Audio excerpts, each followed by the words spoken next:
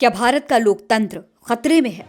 कांग्रेस के bank account freeze कर दिए, तेजस्वी यादव की सरकार गिरा दी, आम आदमी पार्टी के सारे नेता जेल में डाल दिए, शिवसेना के एमएलओ को डरा धमकाकर पार्टी तोड़ दी, सारे टीवी चैनल्स खरीद लिए, इंस्टा यूट्यूब को पैसे बांट दिए, अरविंद केजरीवाल को जेल में डाल दिया।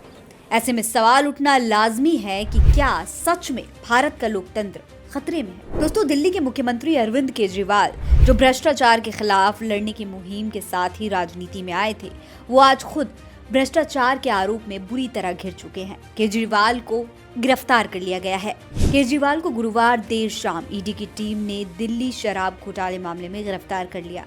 केजरीवाल को लगातार 9 समन भेजने के बाद ईडी की टीम 10वें समन के साथ गुरुवार शाम केजरीवाल के घर पहुंची।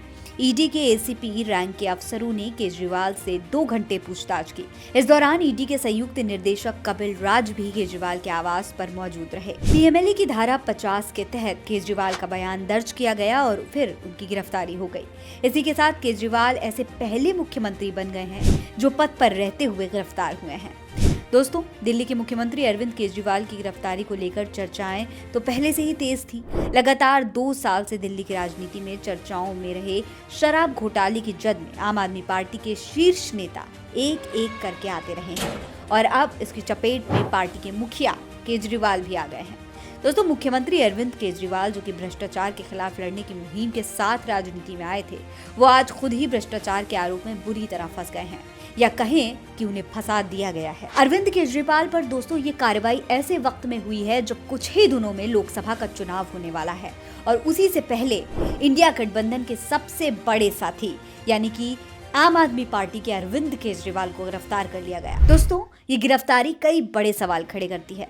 लोकसभा चुनाव से ठीक पहले अरविंद केजरीवाल की गिरफ्तारी कहीं ना कहीं बता रही है कि सरकार अब सच में डरी हुई है। दोस्तों, इससे पहले लोकसभा चुनाव से ठीक पहले कांग्रेस पार्टी के बैंक खाते भी फ्रीज कर दिए गए, लेकिन इस बार राहुल गांधी ने भाजपा को आड़े हाथों ले लिया। दोस्तों, इतिहास में पहली बार चुनाव से ठीक पहले भारत के लोकतंत्र को फ्रीज किया जा रहा है। पहले अरविंद केजरीवाल की गिरफ्तारी, कांग्रेस के बैंक खाते फ्रीज करना और एक एक करके विपक्ष को अपने रास्ते से हटाना भारतीय जनता पार्टी और सरकार के डर को बयां कर रहा है। जीत की सनक और हार का डर भारतीय जनता पार्टी को इतना है कि विपक्षी पार्टी के खाते फ्रीज करके उन्हें प्रचार करने से ही रोक दिया गया। पिछले महीने इनकम टैक्स ने कांग्रेस के बैंक अकाउंट को फ्रीज कर दिया था। कांग्रेस ने सरकार पर जानबूझकर ऐसा करने का आरोप लगाया। ऐसे में सवाल तो उठेगा ही कि क्या भारतीय जनता पार्टी बराबरी की टक्कर से डर रही है, जो एक एक करके विपक्ष को अपने रास्ते से किसी न किसी तरीके से हटा रही है? क्योंकि इस वक्त के सारे सर्वे भारतीय जनता पार्टी को सत्ता से बेदखल करते नजर आ रहे हैं और भाजपा को भनक लग चुकी है। इसीलिए सत्ता हड़पने के लिए किसी भी स्तर पर जाने से भी नहीं चूक रहे। साम दाम दंड भेद हर तरीके से बस सत्ता चाहिए, फिर चाहे विपक्ष के अकाउंट फ्रीज करना पड़े या इलेक्टोरल बॉन्ड से खुद के खाते भरने पड़े या फिर दिल्ली के मुख्यमंत्री, देश की राजधानी के मुख्यमंत्री को गिरफ्तार ही क्यों ना करना पड़े। दोस्तों, अदालत, मीडिया सब चुप हैं। देश में ड्रामा चल रहा है, देश का लोकतंत्र खत्म हो रहा है। अब खुद राहुल गांधी भारतीय जनता पार्टी के इस षड्यंत्र पर भड़क गए हैं और बैंक अकाउंट को फ्रीज किए जाने पर कांग्रेस के सीनियर नेताओं ने दिल्ली में एक प्रेस कॉन्फ्रेंस की। इस प्रेस कॉन्फ्रेंस में बताया गया कि बैंक अकाउंट फ्रीज होने के पार्टी को कितनी दिक्कत हो रही है। इसके लिए कांग्रेस ने भारतीय जनता पार्टी को जिम्मेदार ठहराया है। इस दौरान राहुल गांधी, सोनिया गांधी, कांग्रेस के राष्ट्रीय अध्यक्ष मल्लिकार्जुन खड़गे ने एक एक करके भारतीय जनता पार्टी और केंद्र सरकार पर हमला बोला। सोनिया गांधी ने भारतीय जनता पार्टी पर देश की सबसे पुरानी पार्टी को अपंग बनाने की कोशिश करने का आरोप लगाया, तो वहीं राहुल गांधी भी काफी गुस्से में नजर आए। दोस्तों, जिस भारतीय जनता पार्टी ने इलेक्टोरल बॉन्ड के जरिए खुद करोड़ों का चंदा लिया, वो कांग्रेस के अकाउंट को फ्रीज करके लेन देन रोकना चाहती है ताकि कांग्रेस बराबरी से चुनाव ही न लड़ सके। राहुल गांधी के अकाउंट फ्रीज होने के कारण पार्टी को होने वाली समस्याएं गिनवाई गईं।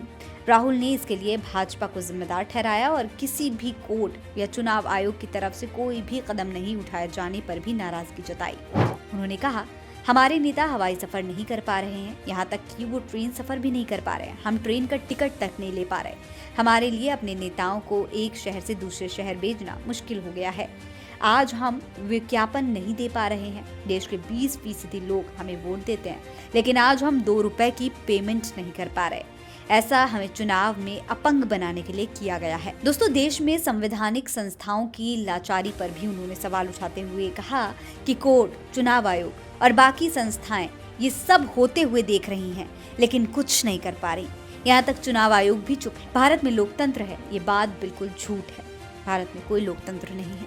दुनिया के सबसे बड़े लोकतंत्र होने की बात झूठी है, क्योंकि देश की सबसे बड़ी पार्टी का अकाउंट फ्रीज कर दिया गया है। दोस्तों, बैंक अकाउंट फ्रीज किए जाने के मामले में कांग्रेस ने सुप्रीम कोर्ट का दरवाजा भी खटखटाया है। पार्टी ने इसके खिलाफ सुप्रीम कोर्ट में याचिकाएं दायर की। इलेक्टोरल बॉन्ड की वजह से भारतीय जनता पार्टी की पहले से ही अच्छी खासी फजीहत हो चुकी है। अब चुनाव से पहले सरकार की ये तुच्छ चालबाजियां सुप्रीम कोर्ट की नजर में पड़ गईं, तो कहीं ऐसा ना हो कि विपक्ष के आगे रोड़ा बनते बनते खुद की लुटिया डूब जाए। अब आपको क्या लगता है, हमें कमेंट सेक्शन में अपनी राय लिखकर जरूर बताइएगा। ये खबर आप खबरदार पर देख रहे थे। ऐसी ही और तमाम खबरें देखने के लिए आप खबरदार को सब्सक्राइब कर लीजिए। नमस्कार।